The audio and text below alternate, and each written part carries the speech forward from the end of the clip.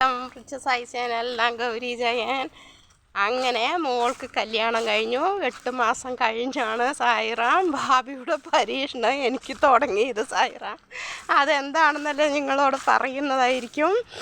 അങ്ങനെ മോൾക്ക് കല്യാണമൊക്കെ കഴിഞ്ഞു. പ്രസവത്തിന് വിളിച്ചിട്ട് വരാനുള്ള ഡേറ്റൊക്കെ ഫിക്സ് ചെയ്തിരിക്കുകയായിരുന്നു സായിറാം. 15 ദിവസം മാത്രമേ ബാക്കി ഉണ്ടായിരുന്നുള്ളൂ മോളെ പ്രസവത്തിന് വിളിച്ചിട്ട് വരാനായിട്ട്. അങ്ങനെ ഇരിക്കുമ്പോഴാണ് എനിക്ക് ഇടുപ്പിലേക്ക് ഒരു ആക്സിഡൻറ്റ് പറ്റിയത്. അങ്ങനെ ആക്സിഡൻറ്റ് പറ്റി നെട്ടെല്ല് ക്രാച്ച് ഉണ്ടെന്ന് ഡോക്ടർ പറയുമായിരുന്നു. അതായത് പാലക്കാട് മലബാർ ഹോസ്പിറ്റലിൽ എന്നെ അഡ്മിറ്റ് ചെയ്തിരിക്കുകയാണ്. അപ്പോഴവർ പറഞ്ഞു 1 മാസമോ 2 മാസമോ ഇരിക്കേണ്ടി വരും, നെട്ടെല്ല് ക്രാച്ച് ഉണ്ട്, ഫിസിയോതെറപ്പിയൊക്കെ വേണ്ടി വരും എന്നൊക്കെ പറയുമായിരുന്നു സായിറാം. ഞാനിപ്പോൾ ചിരിച്ചാലും അന്ന് ഒരുപാട് വേദനിക്കുന്നുണ്ടായിരുന്നു. അങ്ങനെ പറഞ്ഞ ശേഷം ഞാൻ സത്യത്തിൽ എല്ലാം എന്താ ചെയ്യണമെന്ന് അറിയാതെ, ഭഗവാനെ ഇങ്ങനെ ഒരു പരീക്ഷണം എനിക്ക് വേണ്ടായിരുന്നു, നിങ്ങൾ മാത്രമല്ലേ എനിക്കുള്ളൂ, നിങ്ങളെ മാത്രമല്ലേ ഞാൻ വിശ്വസിച്ചിട്ടിരുന്നത്, എനിക്ക് ഇങ്ങനെയൊക്കെ ആയിപ്പോയല്ലോ, മോളെ പ്രസവത്തിന് വിളിച്ചിട്ട് വരാനുള്ള ടൈമും ആയി, ഞാൻ എന്ത് ചെയ്യും, അവളെ ആര് നോക്കും എന്നെല്ലാം മനസ്സുകൊണ്ട് കരയുകയായിരുന്നു. അങ്ങനെ വേറെ ആരും ഉണ്ടായിരുന്നില്ല. ഭർത്താവ് ജോലിക്ക് പോകും. വലിയ മോൾക്ക് കല്യാണം കഴിഞ്ഞു. എനിക്ക് 3 പെൺമക്കളാണ് ഉള്ളത്. 2 പേരും കോയമ്പത്തൂരിലുള്ള കോളേജിൽ പഠിക്കുകയായിരുന്നു. അവർ ഹോസ്റ്റലിലാണ് താമസം. അങ്ങനെ ഇരിക്കുമ്പോഴാണ് അഡ്മിറ്റ് ചെയ്തു. എൻ്റെ ചേച്ചിമാർ 2 പേരും കൂടെ ഉണ്ടായിരുന്നു. അങ്ങനെ ഇരിക്കുമ്പോഴാണ് ഞാൻ കരഞ്ഞുകൊണ്ടിരുന്നത്. ഭഗവാനെ ചീത്ത വിളിക്കുകയായിരുന്നു സത്യത്തിൽ ഞാൻ ഭാവിയെ.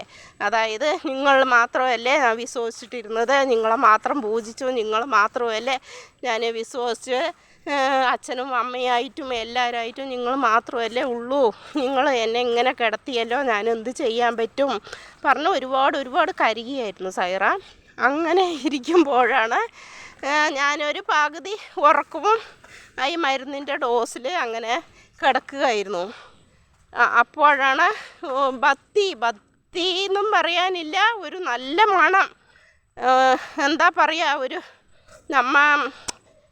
എങ്ങനെയെന്ന് പറയണമെന്നും കൂടെ അറിയുന്നില്ല, അത്ര ഒരു നല്ല മണം അങ്ങനെ ഉണ്ടായിരുന്നു. അപ്പോൾ ഞാൻ ചേച്ചിയോട് ചോദിച്ചു, എന്തിനാണ് ഈ നേരത്തെ, ഒരു 2 മണിക്കാണ്, 2 മണി ഉണ്ടാവും, അപ്പോഴാണ് ഈ മണം വന്നുകൊണ്ടിരുന്നത്.